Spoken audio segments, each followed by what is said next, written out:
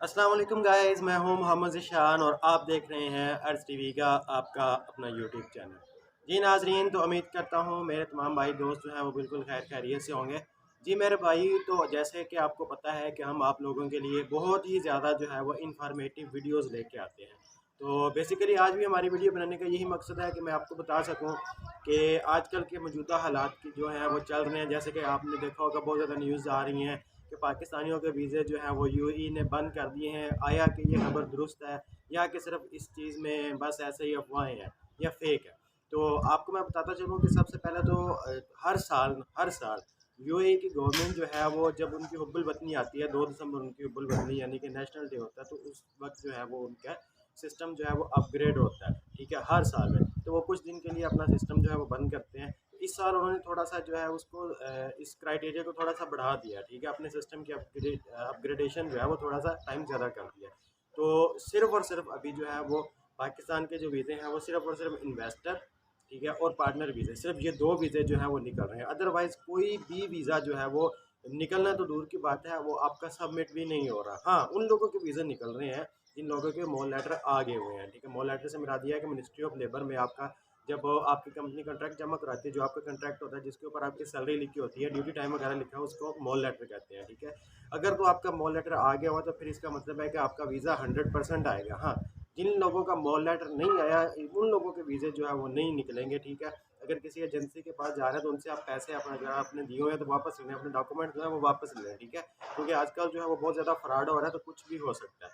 मैं किसी भी एजेंसी को, किसी भी शख्स को जो है वो टारगेट नहीं कर रहा। मेरा मकसद सिर्फ और सिर्फ आप लोगों को ये बताना है कि अगर आप पाकिस्तान में हैं तो किसी एजेंसी को पैसे दिए हुए हैं तो आप अपने डॉक्यूमेंट्स उनसे वापस ले लें, ताकि आपके लिए कोई परेशानी ना बने। हाँ, जब वीज़े ओपन हो गए या जब ये उनका अपग्रेडेशन जो है वो कंप्लीट होगी तो उस टाइम आप उनसे डॉक्यूमेंट देख के अपना काम स्टार्ट करवा सकते हैं। अगर तो आपको एजेंसी पे यकीन है, आप समझते हैं कि एजेंसी जो है स्ट्रॉन्ग है, इसका बैकअप अच्छा है या इसने इस तरह का कोई काम नहीं किया, तो फिर आपका पासपोर्ट या आपके डॉक्यूमेंट्स पड़े रहें तो उसको आपको कोई मसला नहीं है। ठीक है, हाँ, हो सकता है कि दिसंबर हुब्बुल वतनी के बाद 2-3 दिसंबर के बाद नेशनल डे के बाद जो है वो उनका सिस्टम जो है वो दोबारा से काम करना शुरू हो जाए। हाँ, मगर दोबारा से काम करना स्टार्ट होगा तो उसमें वो थोड़ी बहुत चेंजिंग कर रहे हैं कि आपके जो डॉक्यूमेंट्स हैं वो अटेस्टेड लेंगे। ठीक है, अब जैसे कि मैं टैक्सी ड्राइवर हूँ, था तो मेरे पास लाइसेंस है तो मेरा लाइसेंस लगेगा। अगर मैट्रिक की सनद है तो वो भी अटेस्टेड होगी। ठीक है, उसकी वजह ये है कि वहाँ पे जाके कंपनी जो है वो बहुत ज़्यादा लोगों को तंग करती थी। उनको बाद में जो है वो कहती थी कि हम आप हमारे मेयार पे पूरे नहीं उतरते हैं या आपके डॉक्यूमेंट्स जो हैं वो ओरिजिनल नहीं है। तो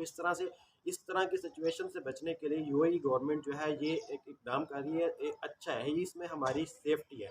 मगर ये है कि अभी थोड़ी सी अपग्रेडेशन हो रही है जिस वजह से उन्होंने ये मुकम्मल स्टॉप किया और पाकिस्तानियों का नहीं, ओवरऑल जितने भी एशियन कंट्रीज़ हैं सबके वर्क वीज़ा उन्होंने स्टॉप किए हुए हैं। और आप अगर रिसेंटली देखें तो पाकिस्तान में जो यूएई का सफारत खाना है, जो उनका सफ़ीर है यूएई का, उसने ये रिसेंटली जो है ये बयान दिया है कि अगर हमने पाकिस्तानियों के वीज़े बंद ही करने होते तो एशिया की सबसे बड़ी जो है वीज़ा प्रोसेसिंग, यूएई का सबसे बड़ा वीज़ा प्रोसेसिंग यूनिट जो है वो कराची में है। तो वो कहते हैं हम इतनी इन्वेस्टमेंट या अपना जो है वो एशिया का सबसे बड़ा वीज़ा प्रोसेसिंग यूनिट पाकिस्तान में या कराची में क्यों लॉन्च करते हैं अगर हमने इसको स्टॉप ही करना होता। तो इस बात में कोई सदाकत नहीं है। ठीक है, कि वीज़े बंद है।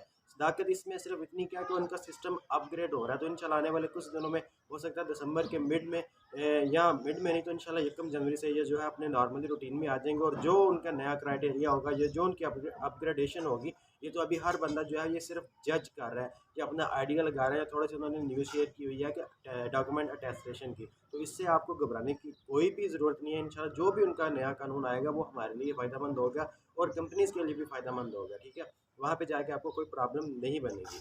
तो उम्मीद करता हूँ मेरी ये बातें आपको समझ में आई होंगी। आपने इससे जो है वो पॉइंट नहीं होना। ठीक है, अपने आप को यकीन रखना है, अपने आप पर, अल्लाह ताला की ज़ात पे यकीन रखना है। इंशाल्लाह जब आपका टाइम होगा तब आप चले जाएँगे। बाकी आपको परेशान होने की कोई ज़रूरत नहीं है। आप किसी भी एजेंसी से वीज़ा लें, उनकी मुकम्मल जाँच-पड़ताल करें मेरे भाई, उसके बाद वीज़ा लें। ठीक है? इस तरह पैसे ज़ाया ना करें, अपने डॉक्यूमेंट सिक्योर रखें। हर बंदे को अपने डॉक्यूमेंट ना दें और ख़ास तौर पे बार-बार आपको यही कहूँगा कि एजेंट हज़रात से दूर रहें। किसी भी एजेंसी से वीज़ा ले रहे हैं, आप खुद जाएँ, उनकी कंपनी देखें, जो भी है वहाँ पे जाके खुद उनसे रब्ता करें, अप्लाई करें, जो भी करना है। मगर किसी एजेंट के थ्रू, जैसे अब मैं वीडियो बना रहा हूँ, मैं कहूँ जी मैं आपको वीज़ा दूँगा, तो मेरे भाई मेरे ऊपर आपने यकीन नहीं करना। ठीक है?